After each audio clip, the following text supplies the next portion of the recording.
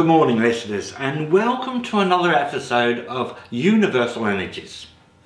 Before I introduce our guest today, this is a program about interesting people doing interesting things and having different approaches to spiritual and physical energies. So as you know, over the course of the programs we interview so many different people, you'll get a wide view interpretation of people's energies and their beliefs and faiths.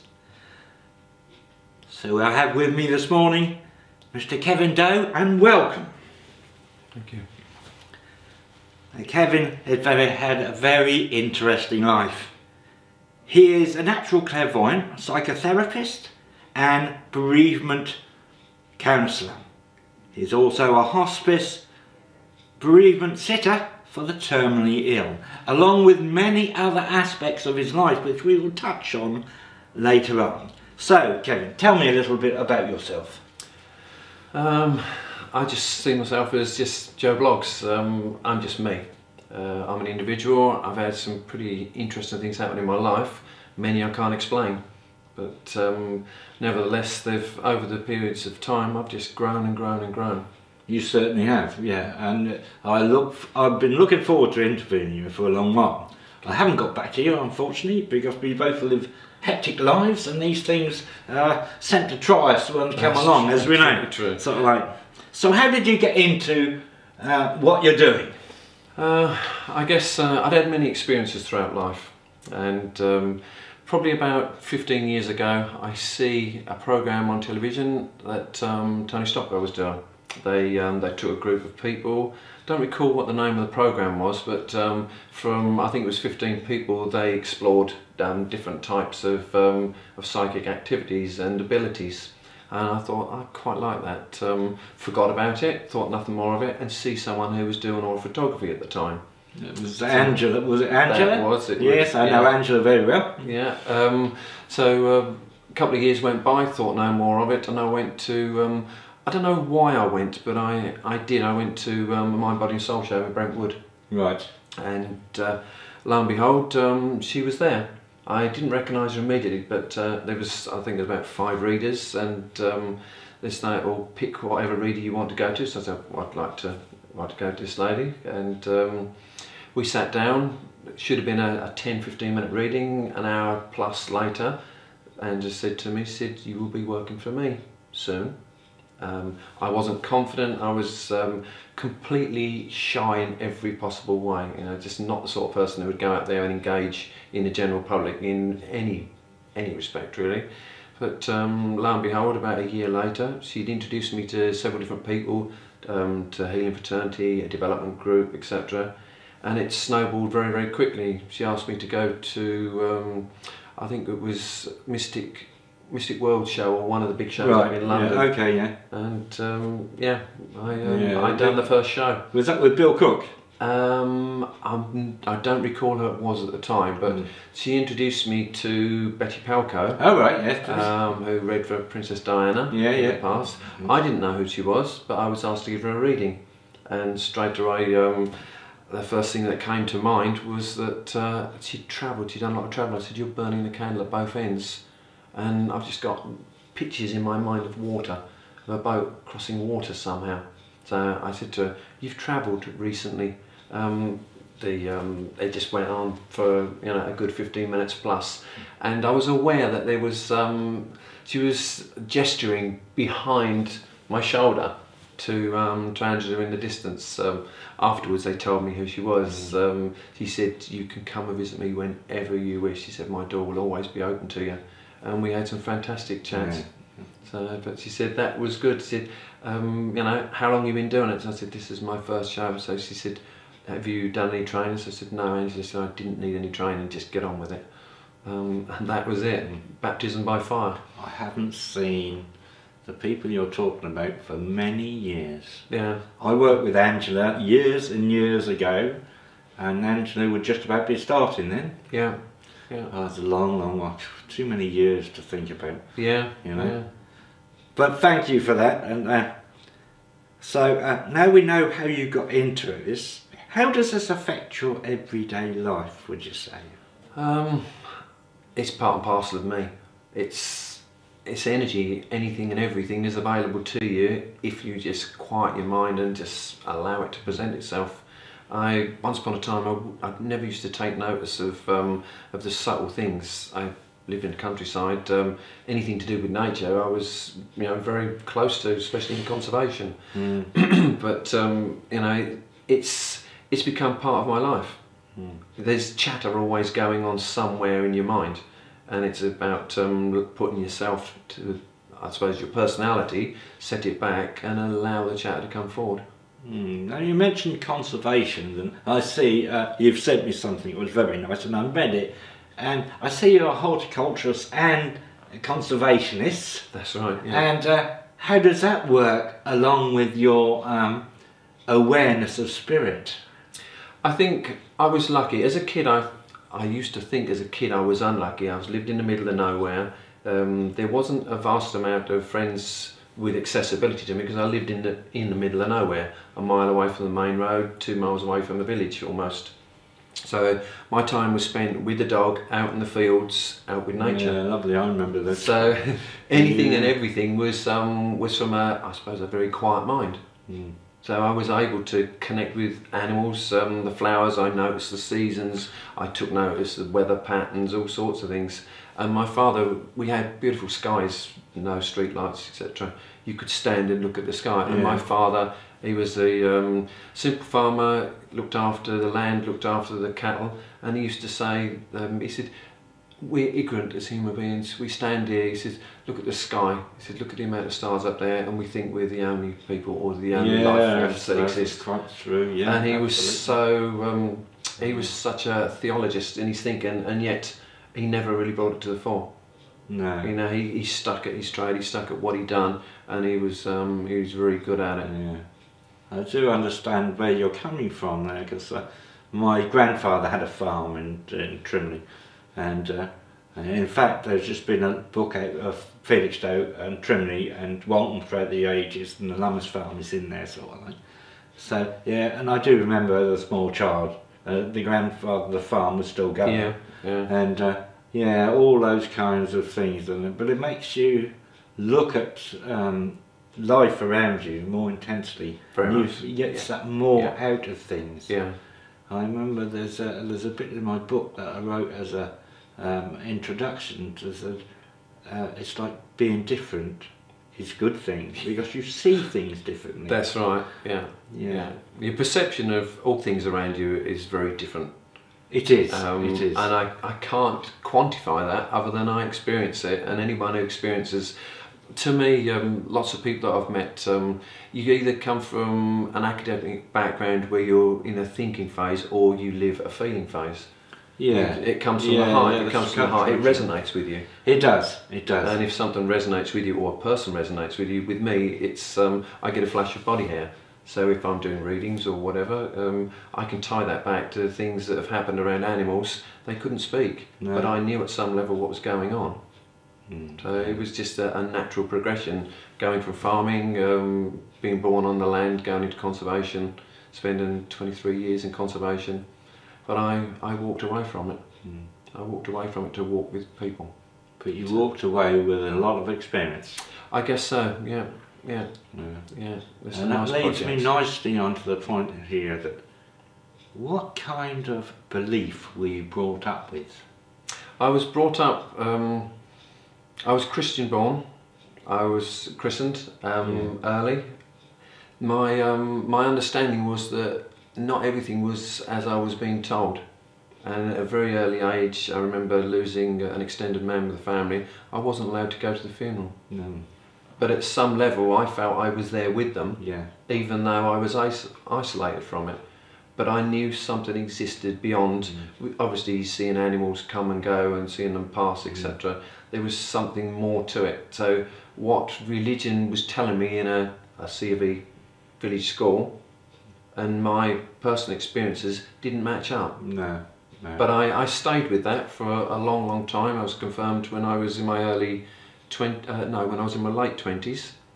And I had another couple of experiences around the birth of my second daughter, and my wife at that time said to me, she said, "You're so laid back." She said, "It's not right." She said, "You make me feel uncomfortable." Yeah, I I said, know exactly what you mean. Okay. I said, Yeah. "Everything will be okay. Yeah. There is no problem." She said, "Yeah, but how do you know?" I said, "I don't know, but I know it. Yeah. I know it to be so, and it will be." So I started to trust in what was happening around me and picking up all the signs of everything that existed for me. And that naturally followed a progression, I guess. So I became more of a pagan, I guess you would say. I was in touch with the land. I was starting to do shamanic things without realising I was healing things. I didn't realise what I was doing at the time, but I could feel energy above and outside the human body.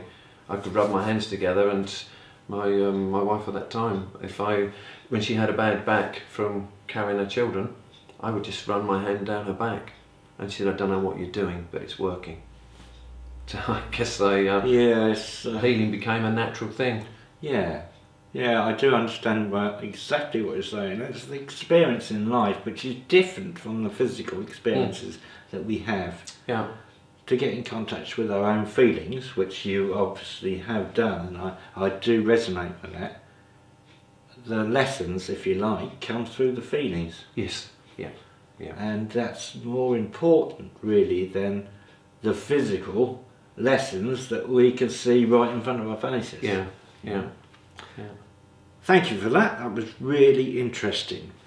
Now, before we touch on the main thing why we're here today, I'm going to ask you a little bit about your acting career, your roles as walk-on, and explain. I came to it. My daughter was a fashion model for a period of time. She's now off in art college, but she won a competition to a thing called Star Now. It's a forum where people put a profile up, and you can put yourself forward for different roles. I don't know if it was by luck or whether it was one of those meant to be situations that I put a profile up, and within only a few weeks a nondescript casting was put up for reenactments.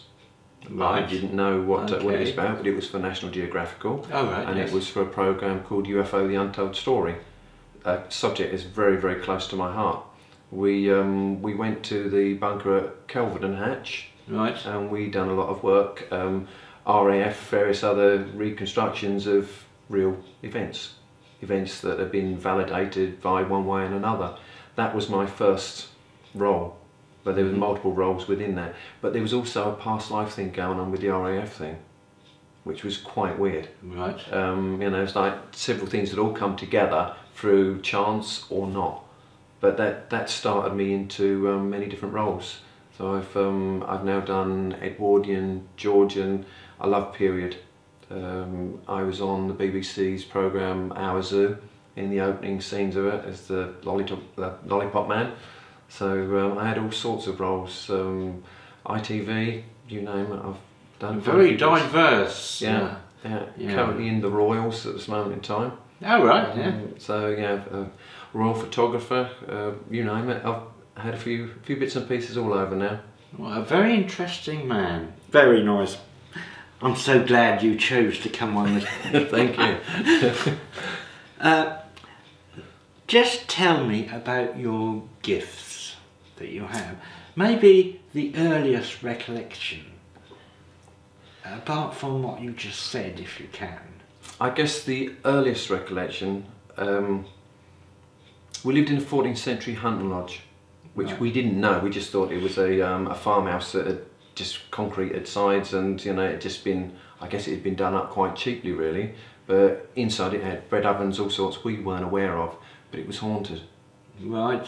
My parents had the old-fashioned seats that, similar to the seats we're sitting on today, that had big airspace underneath, but I used to sit in the room, 8-foot ceilings, massive great big timbered beams, and I did not like sitting with my feet on the floor. I would always raise my feet off the ground, and I was aware something was moving around the floor.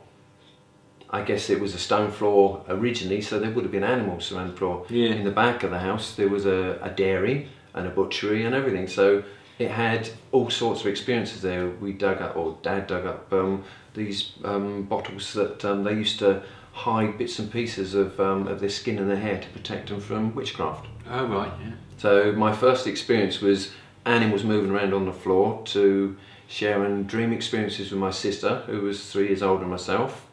And then I think I stayed with my gran, who lived in a little cottage just a little way down the road, and I became aware someone was in the room. She was in another room with a broken leg, and the grandchildren took it in turns to stay in the house with her for the few weeks while she was poorly. I knew someone was in the room with me, and I wasn't comfortable with it at that point. It just didn't feel right. I felt that someone was walking around, it almost felt as if someone was touching me internally at my heart, and I couldn't explain it. I couldn't rationalise it, because obviously there wasn't the brightest of lights then. It was a tiny pokey little cottage. Yeah, yeah. So that was my first experience. It wasn't particularly a positive one to start with, but afterwards it became a foundation for so many things. Walking into buildings and knowing, and a sense of knowing of something that had happened in it. And the more that these experiences come, the more I started to become aware of what it was that had happened in it. You know, these deja vu things of going somewhere and think, actually I've been here before, and going around the corner and knowing what was around the corner. And then all these things came thick and fast for a few years, and then it stopped. Completely stopped for probably about 8 years. I got busy doing all sorts of things. I got into motorbikes, you name it. I was doing 101 things, and it was my mind was too busy to bother with it for a while, and it just came back like a thud. And it's like, remember us, and that was it. From then onwards, it just kept coming and coming. Oh, how I can relate to that. I do remember with myself when I had a parting of the ways from my wife then, after 30 odd years, and decided at 50 something to go to Magaluf. And I went balcony hopping at Magaluf, and but everything stopped and then came back again, like they do. I do believe that your energies are there to help and protect you, and when they need to move away so that you can see more clearly, thinking of the song coming on. And thank you for that. It was really, you talk about things that happened to you and move forward. We're now going to talk about, most of the listeners will know you, seeing you through mind, body and spirits with the aura. And most of the listeners will understand that somewhere along the line they perhaps had a reading, an aura reading from you. They won't relate to you probably, because if they're anything like myself, then they wouldn't remember anyway a certain person, but they all would know that they've had this reading. So let's just explain to the listeners to start with, what is an aura? An aura. My understanding of an aura is we're atoms and molecules excited in space. Consciousness. The denser energies as it steps down to us as the physical being. But an aura to me is the etheric around the outside of the physical, so it's the next layer up. So if we consider the multiple layers of us as an entity, an energy force, the aura is the energy around the outside of that. And some great experiments were conducted by a guy called Nikola Tesla. And Tesla found that if you run a small current through the human body, you could illuminate what we call the etheric. For healers with sensitive hands, most people, healers particularly, can feel that space. They can go into that space. That's right, the sponge, the feeling, or the toing and froing of the energy. The aura for me is the intuitive part of us, the protection, the outer layer. But it's that etheric space that allows us to sense and feel. It protects us. It allows us to find our mate. We all know experiences of maybe in a room where someone has walked behind us. We haven't heard them, but we turn Yeah, around. exactly. Yeah. Why do we turn around? Yeah. Because at some level we sense, or we look at someone across the other side of a room and they turn around and look straight into our eyes. Yeah. At some level, the aura sensing has told us that there is something happening. Someone is either trying to contact us, or someone is actually maybe stalking us. So someone comes along and you sit them down and you take what is, I understand, is it curling photography, do they call it that? It started originally from curling photography. Right, okay. Curling photography was a photographic sensitive piece of paper with electrical box underneath it.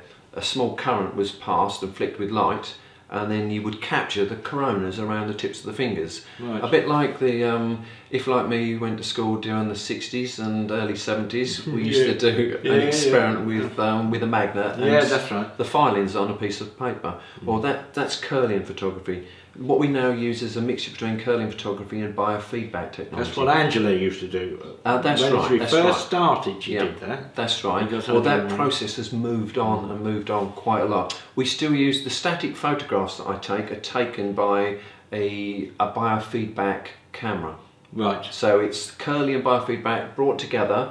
I take a photograph with the camera. There's a 2 photographic stage process going on. So it takes the photograph of you sitting, you hear a click, a mirror inside of the camera then rotates round, and light emitting diodes that respond to the resonance of your emotions that are picked up through the biofeedback plates are then projected onto the malleable photographic plate.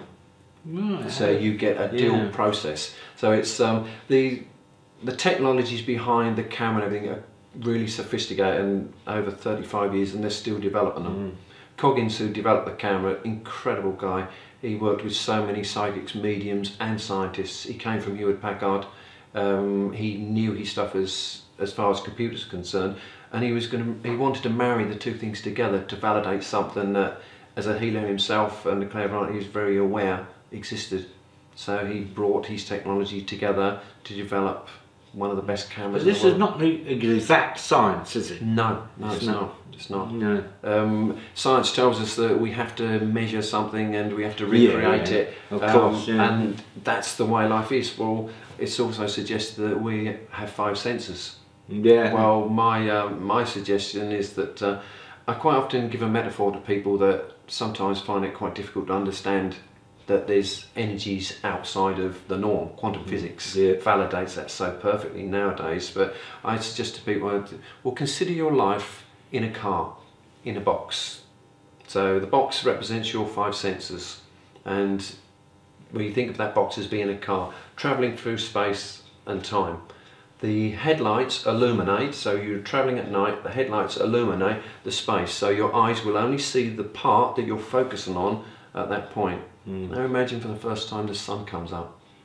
Yeah, what a lovely analogy. You're able to get out of the car and experience now the warmth and all the other things that go with that experience. The headlights are irrelevant any longer, and so are the shutdown sensors are being combined within the box. It can take you to A to B and do a amount of things, but you're actually isolated when you're in a box. And this is a multi-sensory world of multiple possibilities. Once we actually engage, we find that there is so much more out there. Oh, how right you are, how right you are. That brings me to the next point quite nicely, and there's a nice link in there. The colours of the aura mean certain things. That's right. Without going into detail, then there's also an energy field that is around the body as well. That's right. What is the difference between the colours, as in the robotic colours, and the energy field being a glowing silvery gold that is there?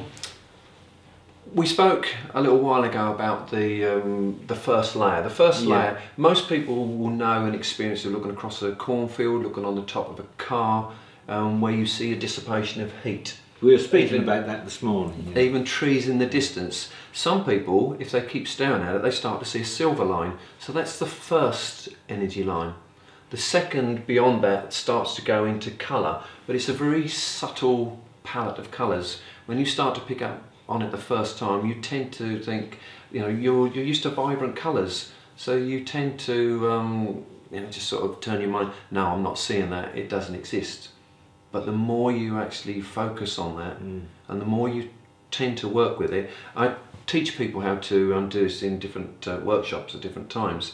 And one of the simplest methods is a piece of paper, look through the hand, or if you've got an off-white wall beside your bed night times, when the eyes are tired and they're not focusing, just look through the space, take the hand away, put it back, take it back, and you'll see that there's a corona, you start to see the silver line. But then as you start to become a bit more comfortable with what you're doing, you actually see this palette of subtle colours, and they expand. Then the next phase for me was that those colours were moving. So like our emotions, it's very fluid. Energy, we see so many things with our eyes, but once we start to perceive with the pineal gland, then we start to see a lot more. We sense, see, feel, experience. We do. I understand that. I do workshops in aura. Yeah. I haven't done one for a long while, but like yourself, I guarantee that people will see the aura when they leave. That's right, and they do. Yeah. But having said that, it's such an awakening, surely, for people who don't know, don't understand, have never perceived anything before. So when they sit down and have an aura reading, and they actually see the aura, some people will be blown away. Yeah. Other people will know because either they've had it before, or they've heard about it and they've wanted it for a long while. Yeah. But nevertheless, it's the people who don't understand anything about it. They're the ones that are blown away, and I would say are probably more open than the ones that have had it before. I have 3 different types of clients that come and see me. I have the skeptics that want to disprove, but they're interested. Those that are just, they have a good understanding about energy, and they completely trust in what's available to them, because you know they've had experiences in everyday life. And those that just are a bit nosy, but at some level they've already got an awareness, and quite often in their readings something will come up. And I just want to go backtrack just for a few seconds. We spoke about colour. There's 2 different ways of reading. There's the analytical process, which brings in colour psychology and Max Lucia, using the old-fashioned colour test where you use 3 or I think it's 5 different colours at random, and interestingly enough, if you do those tests, you find that there's a very basic level to the colours we choose in our makeup and our personalities. Or there's the colour is shifting and changing, light is shifting and changing. So it's never, water has multiple values, whether it's steam, whether it's a droplet, whether it's frozen. So our emotions, and so is colour. Because colour is a vibration. If we split light from the sun, travelling at 186,000 miles per second, we split it through a prism, we've got the 7 rays of light. That's right. The 7 rays of light line up with the chakra system, which incidentally is now proven to be the endocrine system of the body. So science. I was thinking along. I was way in front of you, but I'll have to show myself down again. I can't be too far away. But yeah, I do. I'm trying to think that the people that are listening here at the moment, a lot of them, the majority of the people, will not know anything. That's right. And they will look at us, and probably me more so, and say, what planet are they both coming from? Exactly. But having said that, if it leaves a spark, that spark will come to fruition and blow into the fire when it's needed to be. Exactly. And that's why it's science and technology. Technology has moved at such a pace now. Quantum physics has been around for many, many years, but mainstream science has chosen to stick with Newtonian science.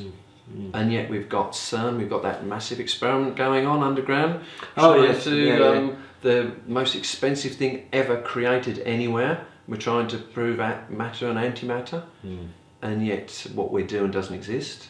That's an interesting fact, isn't it? It is very interesting. So technology actually now proves the fact and the existence of aura. And so there's many different scientific experiments going on about how life is, you know, purported is now moving on beyond the physical state. You cannot destroy energy. No, it's impossible. No, you it's cannot. impossible. It dissipates and changes its form, as the example with water. It dissipates and changes, but it still has a form somewhere. Well, it relates to us because we are 98% water anyway. Very much so. So that's what resonates through us, and yeah, I do understand that. And probably the listeners would understand more that we are that water essence ourselves. Yeah. So they can relate more to the energies of the aura. I have to say that perhaps that one day it will come whereby you won't have to cart round your great big camera and you can just compact it as the technology comes along, and I'm sure it will be. But we must be aware that we don't trip ourselves up as we're going through the technology experience. Yeah, we can take photographs of our aura with a bog standard digital camera without any problem. Right. And on my stand I have a photograph of me standing at Castle Rig, just attuning to the stones. 3 of us that sat in a development group together, we meditated in the centre of the circle. Very clearly in my mind, I got the thought of, take a photograph with the sun behind your heart. Now, I didn't question that. I thought, well, okay, as I quite often do, I just followed the thought without, you know, I don't need to know why or what the where's for. We took, all 3 of us, we took photographs of each other with the sun. It was August. The sun was going down, so it was a reasonable point, and we knelt down so that we could get the sun behind the heart. Now, each of us done the same experiment to basically to breathe in, to expand your aura out, and to push your energy out with each breath that you pushed out. With the other 2, it was starting to show. With mine, it was just like whoosh, and there was this great big spectacle of energy above me. But not only that, you could see my breath coming out of my mouth at 360 degrees. You could see it coming out like smoke out of my mouth. It was such an interesting photograph. But it proves with a standard digital camera, using the rays from the sun to illuminate the energy around the outside of it, the same as the cornfield or the car, all those things. There's heat dissipation, yes, we know, but there is also the energy. It's a magnetic field, and it resonates. And if you catch the right frequency, if you've got the right ability to push that energy out, we all can learn it. Oh, yeah, definitely. You can photograph it. Definitely. So it doesn't, you know, it doesn't need to go the expensive route to be able to capture it. I think energy. You were right. We can all understand energy, and the best way that I've ever found is by taking. I had a workshop there over a period of time, and on the last day we took them into a crop circle, and we just sat them down in there, and we'd already been doing divining. And things that, you know, simple things, but then we asked them to just divine and see what was there, and we'd actually hidden certain things in the crop circle beforehand, and there was a lot of people who picked up things that they couldn't understand why, and we didn't actually tell them what it was, we just gave them a hint to say that it could be this, or it could be that, or it could be something else, and they picked it all up. But having said that, then I do believe that everybody has the same ability as everybody else. We're born inherent with it. It's just that unfortunately we live in a rat race. And because we live in a rat race, we have to, or the listeners will look at it and say, we have to pay the bills, we have to do this, we have to do that, we have to do something else. That's right. And unfortunately, if we rock any boats, then we can't do that. Well, we live in a material existence, so we've got to survive, and we have to perpetuate the growth of this physical body until such a point that we then move on to the next phase. I've always believed that the body is a vehicle. Yes. And that we are very much an orb that sits within that. And our perception of where we look, where we see, is wherever we're centred at that point. Yeah, I quite believe the dyslexics. I was labelled as dyslexic many years ago, but I wasn't aware of it at the time. And I'd done a remote viewing course after a rather interesting dream that I had, and the person that I met was trained to be a dyslexic specialist. They said, Kevin, have a look at these things on here. Out of about 15 questions, 13 of them it basically diagnosed me as being dyslexic. So she said, well, what do you do? I told her I've been running a business many years, etc. She said, well, who does your books? I said, well, I do. She said, well, how do you do that? So I said, well, how do you do yours? I said, it's part and parcel of my everyday life. Why should it be a problem? She said, well, anyone with dyslexia can't function within. So I said, no, that's not true. I said, the difference is I live a feeling world, you live a thinking world. Yeah, I think you have to be aware that we put labels Yeah, on very things. much so. I mean, I come from the world of, it used to be special needs in those days, years ago. Yeah. And my thing was epilepsy and autism. And my family members now, they've got two that are dyslexic and anorexic. And I feel it's so sad today that the younger generation, a lot of them suffer from depression. Yes. You know, and and it's so easy for a doctor today to pop a pill and do this. And that's the society we live in. But anyway, we're digressing there for a minute, and time is getting on. So I'd just like to draw you back just a little, and we were talking about the gifts and when you first experienced this, and also your ability from your beliefs as you went along in life here. Okay. Do you think that there is a difference, if any, between a spiritual upbringing and understanding and a religious upbringing and understanding? Yeah, a very big difference. One perpetuates your growth and your strength, the other would appear to actually slow you down.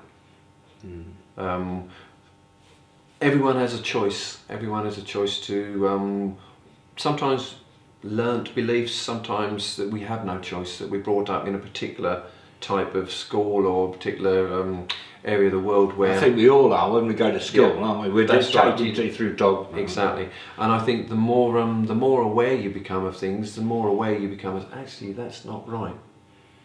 There's something not right about this. I had the benefit, when I trained to be a psychotherapist, in I think my second from last project, I chose religion as my subject. So we had to look at a subject, look at the potentials and how they would challenge us and cause emotional problems within the life of a person. So I looked at all the major religions, and I started dotting I's and crossing T's, and I thought, oh, wait a minute, I can see a pattern here, and that pattern was about geopolitical control, which it didn't matter which way you come from. I'm not a scholar, but I know from my personal experiences, so I went back to checking all sorts of things, and then started to realise that actually our Christian churches are pagan houses of worship. Yes, they are. They're Saxon, Norman. They are, and all the icons still exist today. They do. And I find it hard to believe that it's only been 2,350 years that we have followed one person, and no disrespect to those who do. When you look at things like I lecture on Egyptology and the pyramid texts, you can see where certain things have come from, like the Ten Commandments and three. And to be governed by a book, and it's a man interpreted book that is governed to their energies as they perceive it at the time. Written 300 years after the event. Yes. Edited, so God knows how many times. And it's just, it seems very funny that today that we look at the Bible and the Old Testament seems to have vanished somewhere, and they don't use it. And miracles happen today. Yeah, very much, very much. I've had experiences when I was ill of a Jesus type deity that came to me, but the thought wasn't about what I'd been indoctrinated to believe. The thought was about freeing my soul from the shackles of being someone I wasn't into living who I was. And I became courageous to be who I wanted to be from that point. but the knowledge and the indoctrination of how the knowledge that came through the school process took me completely away from my path. I think that happens to all of us today. I mean, I went through a stage whereby from school and everything else, and then didn't think any more about it for a little while, and then, as you rightly said, it came back knocking at the door, and I went through suited and booted situation in those days, that if we wanted to give out a demonstration, we had no vehicle apart from the spiritualist church. And I've always thought, it didn't take me long to realise that being a spiritualist had a control underneath it. Anything to do with lists and committee, I stay well away from. Thank you very much. But having said that, it has been a pleasure talking to you, Kevin, and I'm sure that we can do other things along the way. And thank you very much. I look forward to that. Until we meet again. I've got another song coming on now.